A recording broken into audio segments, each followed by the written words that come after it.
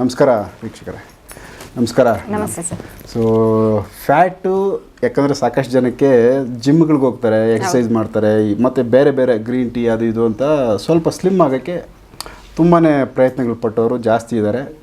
ಎಷ್ಟೇ ಪ್ರಯತ್ನ ಪಟ್ಟರು ಕೆಲವರು ಆಗಲ್ಲ. ಸೊ ದಪ್ಪನೇ ಇರ್ತಾರೆ. ಸೊ ಈ ಒಂದು ವಿಚಾರದಲ್ಲಿ ನೀವು ಬಂದು ಒಂದು ಆಯುರ್ವೇದಿಕ್ ಅಂದರೆ ಟಿಪ್ಸ್ ಕೊಡ್ತೀನಾ ಅಂತ ಹೇಳಿದ್ರಿ. ಸೊ ಅದು ಇವಾಗ ಕೊಡಿ. ದಪ್ಪ ಇರೋರು ಸ್ಲಿಮ್ ಆಗೋಕ್ಕೆ ಏನು ನೀವು ಮೆಡಿಸಿನ್ ಹೇಳ್ತೀರಾ? ಏನು ಮೆಡಿಸಿನ್ ಅಂತಂದರೆ, ಇದು ಎಲ್ಲರೂ ಮನೆಯಲ್ಲೂ ಕೈಯಲ್ಲೇ ಬೆಣ್ಣೆ ಇಟ್ಕೊಂಡಿರ್ತಾರೆ.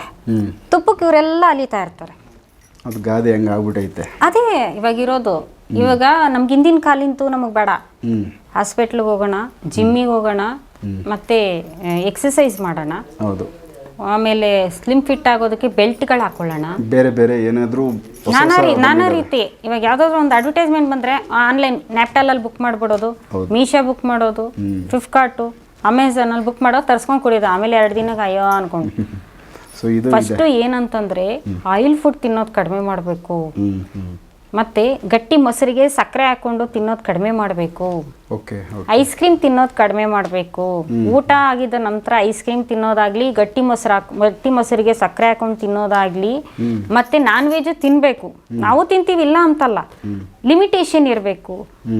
ಸಿಕ್ತು ಅಂತ ಅಂದ್ಬಿಟ್ಟು ಎಲ್ಲ ತಿನ್ಬಿಡ್ತೀನಿ ಒಂದೇ ಸರಿ ಅಂದರೆ ಆಗಲ್ಲ. ಅವಾಗ ಏನಾಗುತ್ತೆ, ನಮಗೆ ಜೀರ್ಣಕ್ರಿಯೆ ಕಡಿಮೆ ಆಗುತ್ತೆ.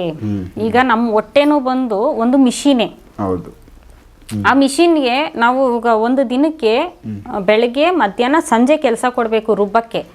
24 hours ಅದು ರುಬ್ತಾನೆ ಇದ್ರೆ ಏನಾಗುತ್ತೆ, ಮಿಷಿನ್ ರುಬ್ಬಿ ರುಬ್ಬಿ ರುಬ್ಬಿ ರುಬ್ಬಿ ನಮಗೆ ಮಲಬದ್ಧತೆ ಆಗುತ್ತೆ, ಮೋಷನ್ ಕರೆಕ್ಟಾಗಿ ಆಗಲ್ಲ, ಮತ್ತೆ ಮೇಲ್ಗಡೆಗೂ ಅಸಿಡಿಟಿ ಆಗುತ್ತೆ. ಅವಾಗ ಏನಾಗುತ್ತೆ, ಹೊಟ್ಟೆ ಊತ ಬರುತ್ತೆ, ಗ್ಯಾಸ್ಟ್ರಿಕ್ ಸಮಸ್ಯೆ ಬರುತ್ತೆ, ಹೊಟ್ಟೆ ಊತ ಬರುತ್ತೆ. ಒಂದು ಸರಿ ಅದು ಗ್ಯಾಸ್ಟ್ರಿಕ್ ಸಮಸ್ಯೆ ಬಂದು ಹೊಟ್ಟೆ ಊತ ಬಂದರೆ ಮತ್ತೆ ನಮಗೆ ಅದು ಫ್ಯಾಟ್ ಅಂತೇಳಿ ನಮಗೆ ಅದು ಶುರುವಾಗುತ್ತೆ. ಅವಾಗ ಏನಾಗುತ್ತೆ, ನೀರು ತುಂಬಿಕೊಳ್ಳೋದು, ಮತ್ತೆ ಬೇಡದೇ ಇರೋಂಥ ದುರ್ಮಾಂಸಗಳು, ಮತ್ತೆ ಹೊಟ್ಟೆ ಒಳಗಡೆ ಗಡ್ಡೆಗಳು, ಇವೆಲ್ಲ ನಾನಾ ರೀತಿಯಾಗಿ ಸ್ಟಾರ್ಟ್ ಆಗ್ತವೆ. ಇವೆಲ್ಲ ಫ್ಯಾಟ್ ಆಗೋಕ್ಕೆ ಕಾರಣಗಳಾಗ್ತವೆ. ನಾವು ಊಟದಲ್ಲಿ ಪಥ್ಯ ಇರಬೇಕು. ನೂಡಲ್ಸು, ಫ್ರೈಡ್ ರೈಸು ಇವೆಲ್ಲಾನು ಭಾಳ ಡೇಂಜರಸ್ ಫುಡ್ಡು. ಪಿಜ್ಜಾ, ಬರ್ಗರು ಇವೆಲ್ಲಾನು, ಬಜ್ಜಿ, ಬೋಂಡ. ಇವಾಗ ಸಂಜೆ ಆದರೆ ಸಾಕು, ಸ್ನ್ಯಾಕ್ಸ್ ತಿನ್ನೋಣ, ನಡೀರಿ ಪಾನಿಪುರಿ ತಿನ್ನೋಣ, ಗೋಬಿ ಮಂಚೂರಿ ತಿನ್ನೋಣ ಅಲ್ವಾ, ಮತ್ತೆ ಪಿಜ್ಜಾ ತಿನ್ನೋಣ, ಬರ್ಗರ್ ತಿನ್ನೋಣ, ಕಬಾಬ್ ತಿನ್ನೋಣ. ಇವೆಲ್ಲ ತಿನ್ಬೇಕಲ್ಲ ಮನುಷ್ಯ. ತಿನ್ಬೇಕು ಅಲ್ಲ, ತಿನ್ಬೇಕು, ಇಲ್ಲ ಅಂತಲ್ಲ. ಅದಕ್ಕೆ ಒಂದು limitation. 6 months once, 1 year once ತಿನ್ಬೇಕು. ಇವಾಗ ನಾವು ತಿಂತೀವಿ, ಇಲ್ಲ ಅಂತಲ್ಲ. 6 ತಿಂಗಳಿಗೋ ವರ್ಷಕ್ಕೋ ತಿನ್ನೋದು ಒಂದೇ ಸರಿ ಔಟ್ಸೈಡ್ ಫುಡ್ಡು. ಅದು ಬಿಟ್ಟರೆ ಮುದ್ದೆ ಅನ್ನ ಸಾರು, ಮುದ್ದೆ ಅನ್ನ ಸಾರು. ನಮ್ಮ ಮನೆಗೆ ಬ್ರೇಕ್ಫಾಸ್ಟೇ ನಾವು ಮಾಡಲ್ಲ ಹೇಳ್ಬೇಕಂತಂದ್ರೆ. ಅದಕ್ಕೆ ನಾವು ಇವತ್ತಿಗೂ ಸ್ಲಿಮ್ ಫಿಟ್ಟಾಗೇ ಇದ್ದೀವಿ, ಸ್ಲಿಮ್ ಫಿಟ್ಟಾಗೇ ಇರ್ತೀವಿ. ಸೊ ಈಗ ಇದು ಊಟದಲ್ಲಾಯಿತು. ಊಟದಲ್ಲಿ ಸ್ವಲ್ಪ ಎಚ್ಚರಿಕೆ, ಯಾವೆಲ್ಲ ತಿನ್ನಬೇಕು, ಯಾವ ತಿನ್ನಬಾರ್ದು. ಸೊ ಇದ್ರ ಜೊತೆಯಲ್ಲಿ ಕೆಲವರು ಇಷ್ಟೇ ತಿಂತಾ ಇದ್ರೂ ಕೆಲವ್ರದ್ದು ಜೀನ್ಸ್ ಬಾಡಿ ಒಂದು ಫ್ಯಾಮಿಲಿನಲ್ಲೇ ಅದು ಜೆನೆಟಿಕ್ ಬಂದಿರುತ್ತೆ. ಆಲ್ಮೋಸ್ಟ್ ಎಲ್ಲರೂ ದಪ್ಪನೇ ಇರ್ತಾರೆ. ಬಟ್ ಅವರು ಮೀಡಿಯಮ್ ಇದ್ದರೆ ಓಕೆ. ಹೆವಿ ದಪ್ಪ ಇರೋರು ಸಣ್ಣ ಆಗಲೇಬೇಕು ಅಂದರೆ ಊಟ ಕಮ್ಮಿ ತಿಂದರೂ ದಪ್ಪ ಅಂದರೆ, ಊಟ ಕಡಿಮೆ ತಿಂದರೆ ನಿಜವಾಗ್ಲೂ ಹೇಳ್ತೀನಿ, ಇವಾಗ ನಾನು ಎಷ್ಟು ಊಟ ಮಾಡ್ಬೋದು, ನಾನು ಇಷ್ಟು ಊಟ ಮಾಡ್ಬೋದು ಅಲ್ವಾ. ಇಷ್ಟು ಊಟ ನಾನು ಲಿಮಿಟ್ ಕ್ರಾಸ್ ಮಾಡಿ ಇಷ್ಟು ಊಟ ಮಾಡಿದ್ರೆ ನಾನು ದಪ್ಪ ಆಗ್ತೀನಿ. ಇಲ್ಲ, ಅವಾಗ ಏನಾಗುತ್ತೆ, ಬೇಡದೆ ಇರುವಂಥ ಮೈ ಬರುತ್ತೆ. ಅವಾಗ ನಾನು ಏನೂ ಕೆಲಸ ಮಾಡೋಕ್ಕಾಗಲ್ಲ. ಈಗ ನಾನು ಬೆಳಗಿಂದ ಸಂಜೆ ಗಂಟೆ ಕೆಲಸ ಮಾಡ್ತೀನಿ.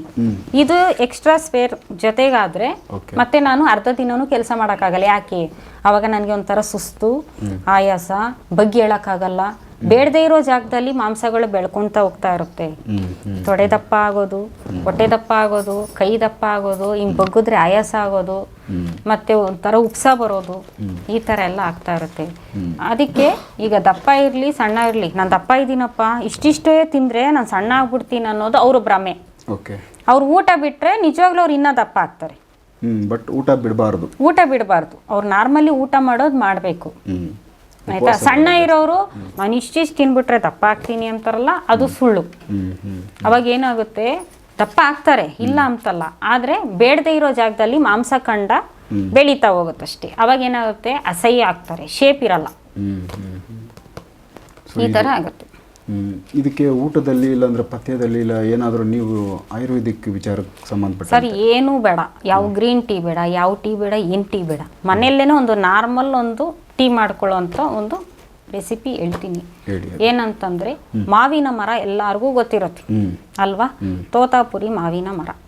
ಆ ಮಾವಿನ ಮರದಲ್ಲಿ ಎಳೆ ಚಿಗುರು ಎಲೆಗಳು ತಗೊಬಂದ್ಬಿಟ್ಟು ನೀರಲ್ಲಿ ಚೆನ್ನಾಗಿ ಕುದಿಸ್ಬೇಕು. ಕುದಿಸಿದಾಗ ಅದು ಏನಾಗುತ್ತೆ, ಹಸಿರು ಬಣ್ಣ ತಿರುಗುತ್ತೆ.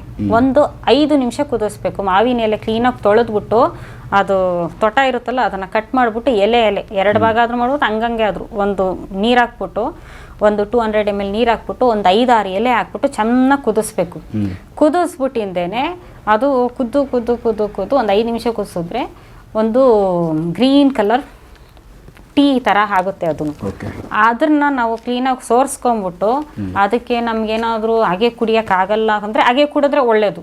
ನಮಗೆ ಕುಡಿಯೋಕ್ಕಾಗಲ್ಲ ಅಂದರೆ ಒಂದು ಸ್ವಲ್ಪ ತಾಟಿ ಬೆಲ್ಲನೋ ಇಲ್ಲ ಪ್ಯೂರ್ ಜೇನುತುಪ್ಪ ಒಂದು ಸ್ವಲ್ಪ ಹಾಕ್ಕೊಂಡು ಮಿಕ್ಸ್ ಮಾಡ್ತಾ ಕುಡಿತಾ ಬಂದರೆ ಎಷ್ಟೇ ಫ್ಯಾಟ್ ಇದ್ರೂ 1.5-2 ತಿಂಗಳೊಳಗಡೆ ಅವರು ನಾರ್ಮಲ್ ಸ್ಲಿಮ್ ಆಗ್ತಾರೆ. ಫ್ಯಾಟ್ ಎಲ್ಲ ಕಡಿಮೆ ಆಗುತ್ತೆ. ಒರಿಜಿನಲ್ ಆಯುರ್ವೇದಿಕ್ ಮೆಡಿಸಿನ್ ಇದು.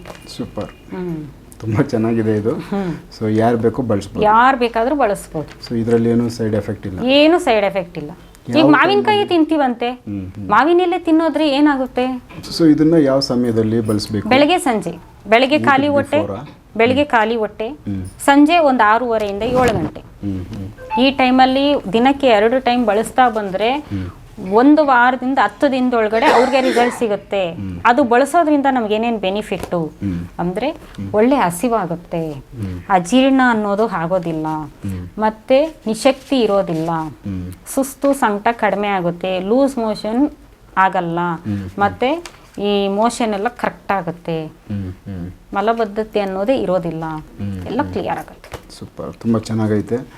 ಸೊ ಯಾವ ಏಜಲ್ಲಿರೋರು ಬೇಕು ಬಳಸ್ಬೋದು? ಎನಿ ಒನ್ ಏಜಸ್ ಯೂಸ್ ಮಾಡ್ಬೋದು.